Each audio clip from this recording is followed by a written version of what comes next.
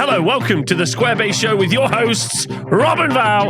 In this show, we're excited to be talking about the upcoming reveals. Reveals?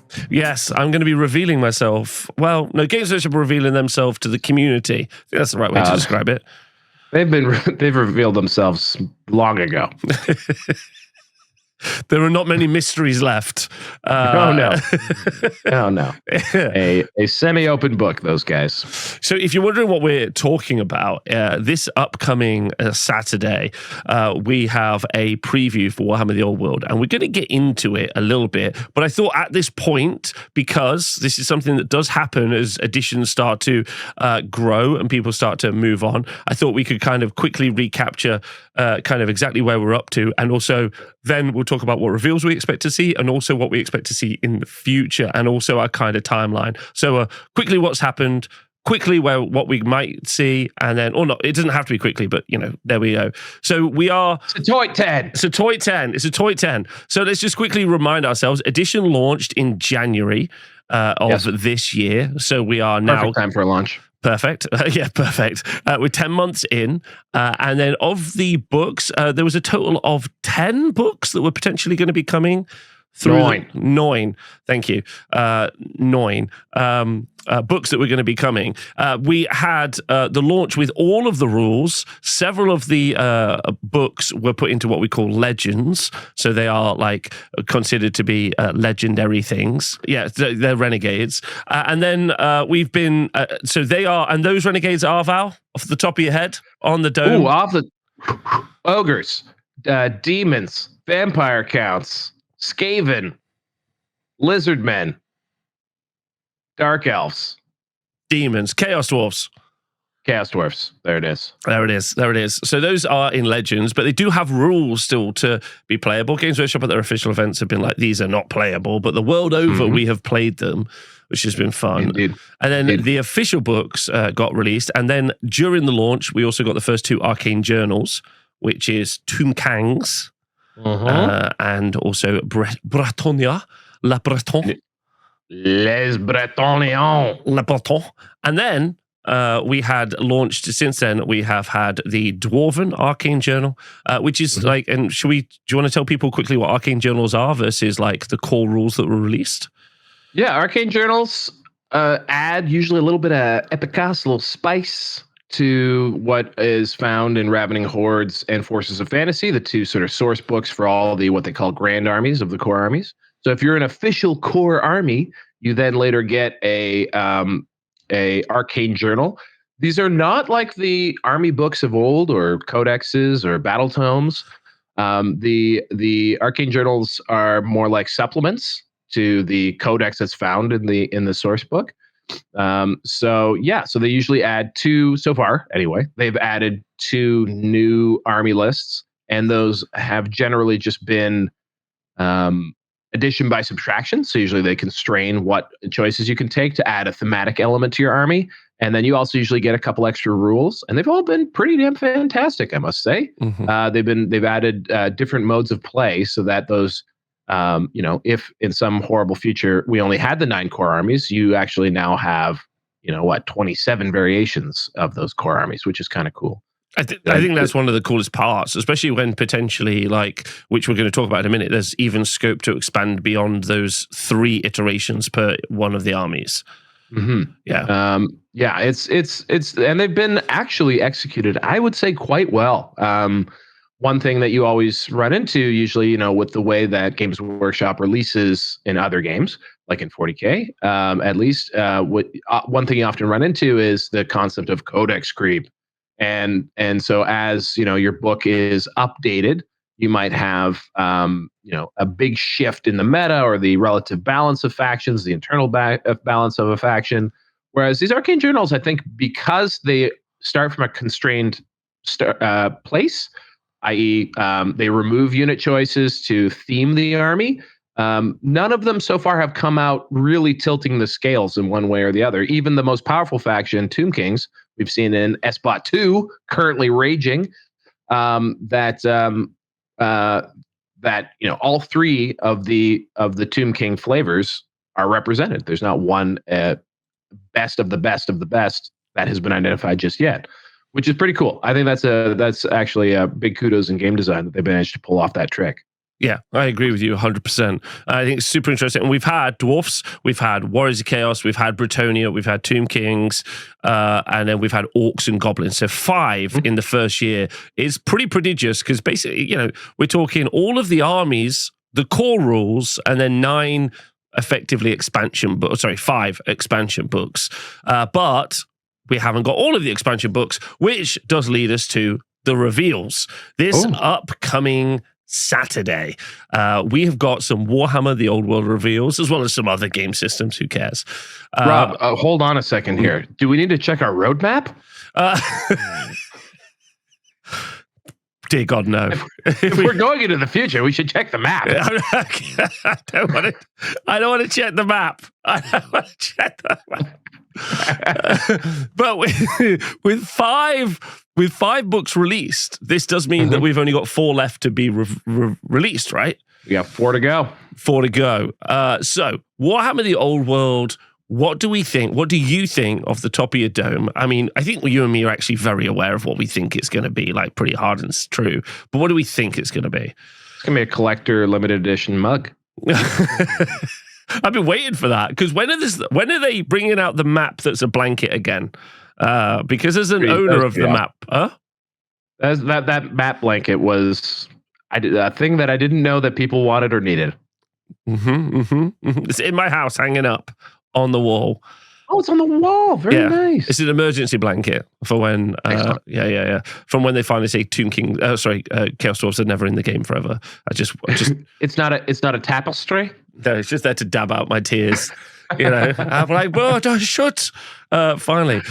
So, what do we think? What do we think it's going to be? So, obviously, the next book that's been very much kind of gossiped about is it's going to be Empire. Is the next book on the list? It is indeed Empire. They haven't announced it's Empire, I don't think. Yeah, they did. Yeah, that was on the roadmap, Rob. Oh, was it on the roadmap? Yeah, the roadmap announced actually that would be Empire, and it would be High Elves after that, breaking the cipher that exists on the core rule book, which was alternating factions. But that, of course, leaves Beastmen and Wood Elves to follow. So it is possible that we get a little sneak peek of Empire, but that's possible. And there's been a few things that they have hinted at that might be included in those Empire things. Yeah. So should we discuss those? So they've what have they hinted at with the Empire book? Well, most explicitly, they seem to be telegraphing the return of the battle wagon. Battle wagon? No, that's the wrong thing. Wall wagon. Thank you. It's a war wagon. It's not a battle wagon, idiot. It's a war wagon. Come on. But yeah, so yeah, war wagon. And then we know that like in other books, what we've definitely seen that is, and so we also don't know, is that a new war wagon? Is that a plastic war wagon? Probably not. Is it? You keep talking. I'm going to try and find the old war wagon.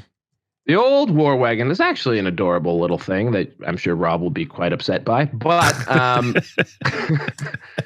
there are, I mean, that style, that style of a very large, ungainly, and preposterous chariot was kind of replaced in later editions because in the lore, as far as I understand it, as it had been written, the steam tank comes in as this hot new tech, and then the war wagon is phased out. But that's always been spotty. They also said there's only like 8 steam tanks or some nonsense. 6. Which is also kind of 6. What I don't think it's anyway. No, there's not many steam tanks, or at least there's not supposed to be, in the end times timeline anyway. So I think we're going to see maybe a going back to the roots by bringing out the old war wagon. But what I was trying to say is in the design style of the Empire line of miniatures and models, they had the War Altar of Sigmar, which existed in the old days. But then they also brought out the Hyrcanum and the Luminarch of Hysh. Yes. The Luminarch and the Hyrcanum, because they are innovations of the colleges of magic, which do not yet exist because they're formed after the Great War Against Chaos, have sort of been removed from the lineup, and they've stayed in the Cities of Sigmar line, as far as I know. So a redoing of the Warwagon would kind of plunk in another sort of heavy, ungainly chariot back into the lineup of the Empire. So maybe that's what's going on. I don't know. I think that's really sensible. I think it will be really fun if it was a plastic kit. I would be excited to see because it would also mean like, hey, by the way, here's some Empire stuff. I don't think have we seen anything that's. Oh, we've seen the Bone Dragon. We've seen mainly hero models. Have we seen? Oh no, we saw Bretonnian Foot Knights. So that was like a unit. So we've seen some. That's the only regiment box set yet that has been released new. Yeah, is the Bretonnians on foot, right? I think so. Yeah. These guys do love like we've got to remember the production schedule that we're working with, everybody. So like the plan for the Warwagon would have been way before the rampant success of the launch. So I think that is going to be kind of an interesting thing to see if this does get fixed. I mean, this looks fine. Just looking at it on the screen, it looks fine. Like it's not as offended as I am by the Dragon Slayer regiment or whatever it is, which truly offends me. It's at least substantial. Like, I mean, it's a big old brick of big old brick of pewter. So it might get that. I mean, that model could potentially just get the treatment that like the Trebuchet got, where they recast it in resin, so it's not like 1,000 pounds and impossible to put together. But like at least it takes up the whole chariot base. Like that's nice. And you got a bunch of really cool dudes on top with all kinds of funny little weapons and stuff. I think there's an Outrider on there and a blunderbuss and you can see the Hochland long rifle poking out.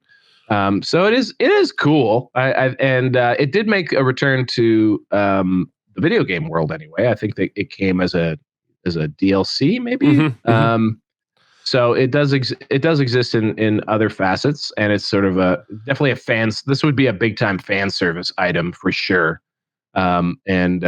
Again, hinted at strongly. We're not confirming it, but maybe this is something that we see. Yeah. And looking at it, because it holds up, I think in some ways, maybe the Warwagon is something that they just re-release in sort of a remastered kit.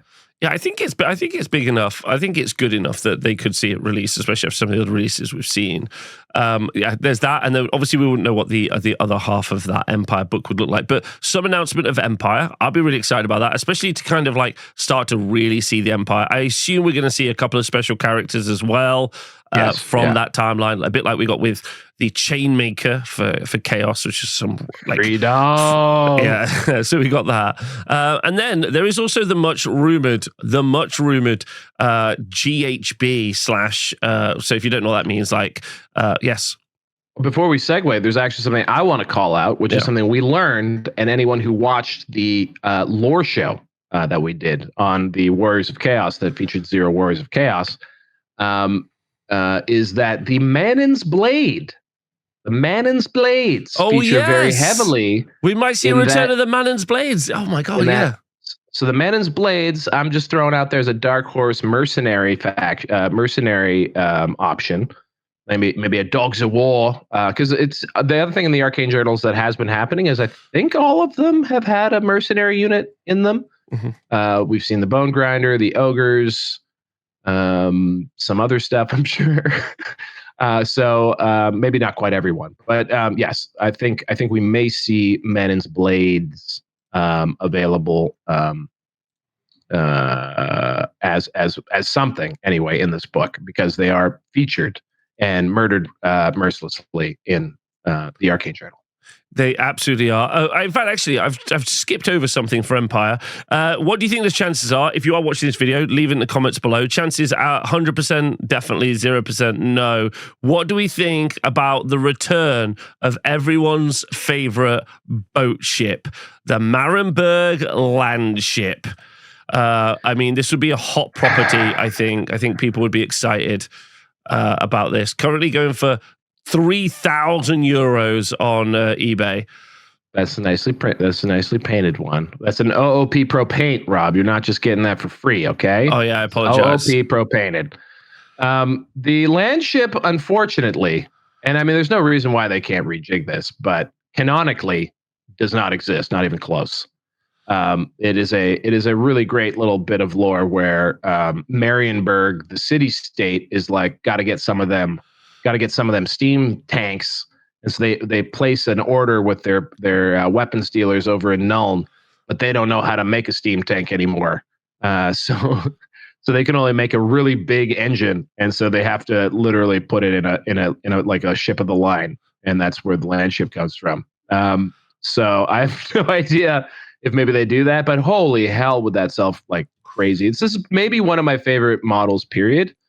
Well, they brought back the Warpfire Dragon, right? Like this is where I'm at. If the Warpfire Dragon and Skin Wolves are coming back, yeah. But they've been very strange with what they've been picking to bring back, because like especially when you look at like the Orc and Goblin line, like there are so many things that they could have brought back, but they didn't. Like the Colossal Squig, the Squig Gaba, like the Rogue Idol. Like there's like a bunch of stuff there, and I'm sure there's a number of other elements. I think from Forge World, that's why because it was mentioned in the Wars of Chaos, that's why I think the Forge World thing they'll bring back is Man and Blade on this one, but maybe something else too, and maybe they've also been bringing back those monsters because of the Monster Song Arcanum. There's a pretty big roster of Forge World monsters. Like they referenced the worm, like I don't know, there's some sort of sea creature that they referenced, the Merowim, that will come almost certainly with the High Elves. So maybe we'll see one of the monsters come back with Empire too. Oh, I know what could come back is the Carmine Dragon. I think we could see a plastic kit dragon for Empire. I could see that being a thing. That might be a bit of a bold take, but I could see that being a thing. But now this is like pie in the sky. Warwagons almost certainly. Steam Tank, I'm giving you, not Steam Tank, sorry, the Landship, I'm giving you like a 60%. 60? I think it's a big, like it's like if you want to make money, like, or if you just want to release something cool, the Landship. As someone who also owned a Landship, yeah, this thing is beautiful. As someone who I have two of them in boxes. One probably authentic and one Forge World. And yes, it's an astounding kit. It's an amazing kit, beautiful kit. Have you ever tried to put it together? But obviously not. They're atrocious. Like, horrifying kit. Horrifying kit. Actually, the one that I'm quite certain is genuine is I know it's genuine because it has a replacement hull that that the person had reached out to Forge World because it was so terribly miscast that it just did not go together. Mm-hmm. And I was like, that is perhaps the most that's better than a bag with the label. As far as a sign that it's authentic, is a replacement part for the hull. So yeah, Landship. It's beautiful. It's awesome, man. Would I love to see it? I just don't see it. So Empire on the way, like could be a bunch of different things, but and High Elves, I doubt we'll see any High Elf stuff unless they give us a bit of a roadmap to some stuff in the future, which I doubt. So in which case it brings us into this kind of nebulous book that we've heard lots of rumors about. So a book, a PDF, an online thing, but we've been hearing big scuttlebutt about the rumors that we're going to be getting some sort of match play kind of rule set or some guidelines, so like a GHP or a tome, which we've talked about on a previous show as well. So I think maybe we could hear something about that as well going into 2024 to 5. Sorry. Yeah, I mean it'd be cool. So I've been burned by these types of previews numerous times, and you know I tend so to feel like I tend to feel less. I feel like all of these things will be revealed, but it'll probably be on a Friday afternoon, 2 weeks before they release. That's kind of the vibes that they've been sending with how they do this type of stuff. So I guess we'll see, Rob, is what I'm saying. It could be some, a big meaty thing with lots of insights, or it could just be one little figurine. Who knows at this point? And yeah, there will be probably at least one special character of some kind. So maybe you do get that dragon you're referring to. Who knows?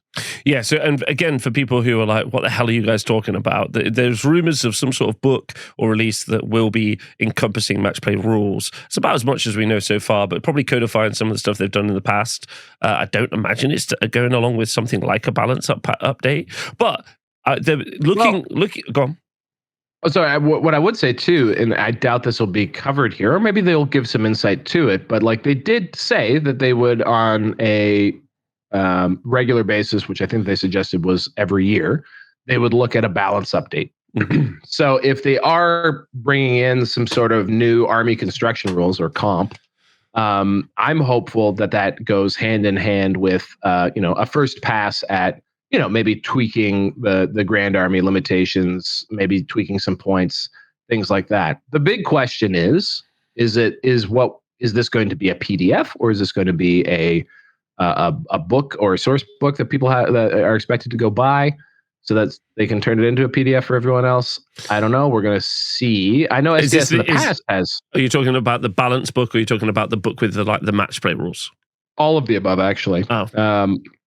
Because I know in the past, certainly in my 40K life, they have made you pay for their patches, through the Munitorum field manual and things like that. SDS, though, from my impression, is that sometimes this type of stuff does just sort of get released as a free update.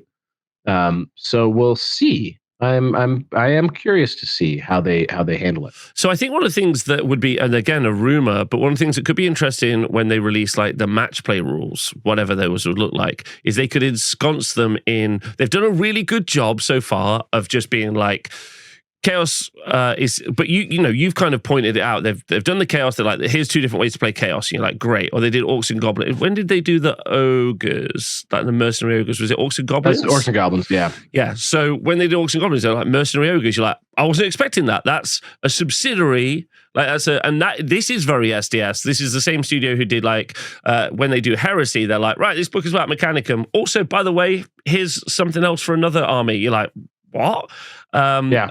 So we could end up seeing the match play book having something like some other armies of renown, maybe something that's a little bit more free ball. As an example, and again, this is just pie in the sky thinking, but if you were to take the idea of a collab, an alliance between dwarves and men, just as a dumb idea, right? Mm-hmm. They could write the rules for that, and they'd be like, army restrictions, these units from Empire, these units from dwarfs, go crazy. A bit like we saw, none of us were expecting what they did with Bretonnian Exiles, right? That was brilliant, right? That was brilliant. And I could see them being like, right, look, here's some match play rules, but also here's a couple of other armies of renowned special characters in here. It's a super nice release. It's a good release. And that often, packaging, rules with other stuff, whether it be campaign mechanics or, a game mode, packaging, an army of renown or some extra units with that is a classic GW move. So I could totally see that, and that would be super sweet. And we are, of course, in theory, the game is somewhat set, not just in the old world, but specifically in the Border Princes. So some more sort of ragtaggy, armies of infamy that relate to that geographic area would be definitely very cool. Yeah. Lastly, looking forward to the future, just so we can wrap up this Toit 10, which is currently a Toit 25. Looking up to the future. So if we got Empire, let's say we got Empire in January or February, this would mean that we've only got 3 books left of our quote unquote official books. This would take us to our 6th book, which if we were to just keep pace with where we were, we would end up kind of just at the end of summer, early in the quarter, and we would be done for books. Yes. Now taking that into consideration, thinking about the future. So what do you think the kind of timeline for where this game is going to be in that kind of in that space? Where do you think we end up? Because I already know what you think. I'm more asking you so you can tell everyone else what you think. Well, I mean, when we're looking at it, so yeah, I think if they follow the same release pace as they did this year, then 4 books in the first half of 2025 is well within reason. So I think it's a fairly safe assumption that by the summer, maybe the end, maybe the beginning, we're going to have all of what they've determined to be the Arcane Journal releases wrapped up. So like they're fully supported, released. You can order all the parts in theory from them. That's good to go. That to me leaves us in a dark void of the future. And something that I think you have hinted at strongly is that there may be some gathering storm clouds that maybe a 2026, 1.5 or 2.0 reboot of the core rules might be coming. And there's something else too that I've been reading in the tea leaves here, and this might be a bit of a hot take, but there's been a lot of folks noticing that the release pace for 40K has been very, very slow. And they have a lot of books to get through. They're already halfway through their 3-year cycle, and I don't think they're halfway through their codexes yet. And that is making me maybe wondering if this summer it would if they follow their pattern, this summer is going to be Horus Heresy. Makes me wonder if summer 2026 we see, instead of a new edition of 40K, we see a new edition of Old World. And that we go to a 4-year cycle. So that means every 4 years, a new edition is released for AOS, 40K, Old World, and Heresy. And that would be kind of cool. I think that'd be a really healthy thing, I think, for all of those games.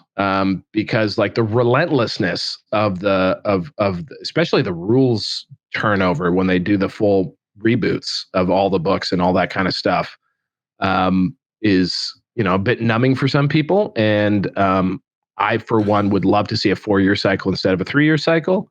And if Old World is one of those legs, then that also suggests that, they view it as something that can carry weight as much as something like Horus Heresy. Would also prevent things like Old World dropping 6 months before a new edition of AOS comes out, which would probably be wise. Yeah, so before I say anything else, I would like to say I really support the concept of a 4-year cycle. Just like to be really clear, because I know what I say next would make it seem like maybe I don't, but I would do. I really support the concept of a 4-year cycle, and I would like to see that much more. I think that would be great.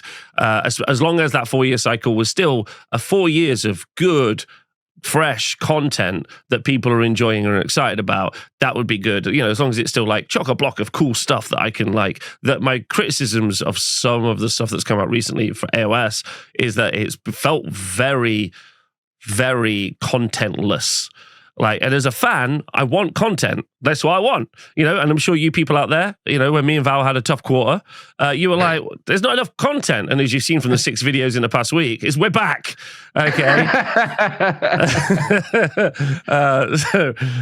But I don't see them getting rid of the cash cow that is a 3-year cycle for them. I really don't but I'm happy to be proven wrong. But I really am. But I think you're going to see double book releases. They're just going to grind out 40K like it's going out of fashion, I reckon.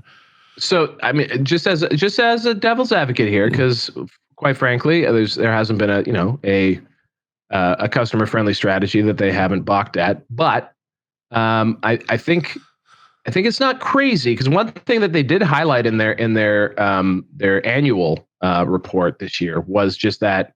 Last year was a 40K year, and that they're still looking for ways to smoothing out those sales spikes, because it makes their year-over-year targets really hard to manage. And one thing that we have seen in 40K and AOS is what you just talked about, a lot of blandness. It feels like there's a je ne sais quoi that is missing from the game. And what that does allow is you to bolt on a lot more shit in the future. You know what I mean? So if you have a longer runway to work with, perhaps there's an intentional simplification of design to allow for that complexity to build up over a longer period of time. I don't know. I am thinking perhaps in a mode that's a little bit different than the way that they usually strategize these games. But as you well know, as I well know, but I can dare to dream, and this is a company that, while I'm incredibly dismissive and critical of, they do things that I passionately enjoy, and they do a lot of things right. So maybe this is something that is taking shape. Only time will tell. But the long and the short of it is, we're going off a cliff in the summer, where there is nothing defined as what might be coming. And I think the only things that we could be hopeful for after that are perhaps a brand new net new factions and maybe some really sick campaign books. That's basically what I would hope for. Yeah, I would think so. Looking towards the next year, I would think that we're going to see all the books we expect. We're going to see a brand new faction, and then I think we're going to see in January next year, we're going to see 2.0 or 1.5. And don't forget, like, don't be too scared if you are the people out there who are listening to me say that. I think that what we'll end up in that situation, if we do end up in that situation, is and the reason I think maybe that's what we'll end up with is because the differences between the last Warhammer Fantasy Battle like profiles and these profiles are basically the same. So we're not talking about like, and again, it's still a small team. Maybe over the by the time we get to 2 years in the future, they've developed into a larger team, but they definitely still are working with a smaller team. And I think that's an important thing to remember. But I think it's truly an exciting time to be an Old World fan because at least 4 books next year. Maybe some ways to play, maybe some other different campaigns and armies of infamy, and then also maybe a brand new faction, which we're pretty certain is Cathay. So that's like an incredible year, really. And I think, what do you think? A genuine question to you, Cathay. Let's say it's Cathay. Let's say Cathay drops in the summer. Cathay drops in the summer next year, right? How do you feel about the impact? Like, do you think it explodes the game? Like, is that everyone in at that point? Like, what do you think? What do you think the impact of having one of those huge like factions, especially from Total War, like hit the scene? Well, I'd be curious. Actually, I haven't seen what how much Cathay is played. Actually, I'll get you the stats while you keep talking. Yeah, that is interesting. Like in a Total War frame of mind, Empire is wildly popular, certainly on the video game side. I assume that's going to translate to the tabletop as well. Just seeing people dragging out their Empire armies, even though they're really hard to work with. Cathay will be really fascinating because obviously we know what they're going to look like because Total War is entirely based off of studio designs that they famously actually wrote an 8th edition army book to provide the Total War studio creative assembly. So yeah, I think it'd be cool. I think an entirely new fantasy army might get hoovered up pretty rapidly. Most played in Asia. But Asia's pretty huge.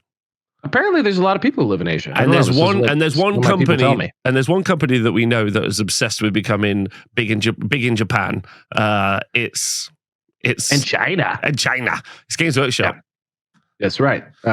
So perhaps, and it's just, I mean, regardless of whether or not it's popular with from a representation point of view, it's also just another human faction and more human like that is one interesting thing about fantasy, and perhaps one of its downsides is that you had one option, well, 2 options really for playing as humans, and that was Bretonnians, which hadn't been touched in a billion years, and Empire, which, based on their sort of 100 Years' War look, is somewhat divisive in whether or not they really sing to you, with their puffy shirts and giant cod pieces and the like.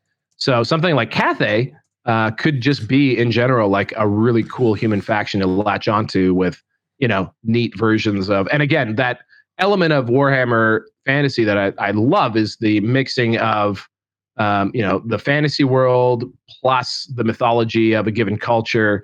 If you do it right, like it's just so ripe for very cool motifs and tropes that you can pull from and just make a really cool, creative, imaginative thing. And that's what Cathay certainly can be. Yeah. Well, okay, so it's been a fun video, fun look into the future, and I think this is a nice self-contained kind of 35 minutes for people to just be like, oh, that's interesting, where we're going in the future. Leave all your speculations below, everything you think. If you're someone who's always been on the sidelines and you've said, I can't wait to get into it, but I'm waiting for release of X, is it one of the Arcane Journals that's coming up? Is it one of those subsidiary factions that's coming up? Let us know in the comments below what's going to finally drag you over the line into the community, which is growing day by day, which is super exciting. It is pretty damn cool, gotta say. And it's a fun party to be at. You should join us. Very, very fun. So I'm looking forward to it. I think it's going to be a very fun 2025. But I'm looking forward to the reveals. I'm excited that now we've hyped ourselves up to like a 10. And best that reveal is going to be is a 4. 4 would just, man, take your pants off if it's a 4. Look out. So thanks for watching. Let us know what you think in the comments below. Loads of love. See you soon. Look after yourself. Stay healthy. Stay well. Thanks for being Square Based.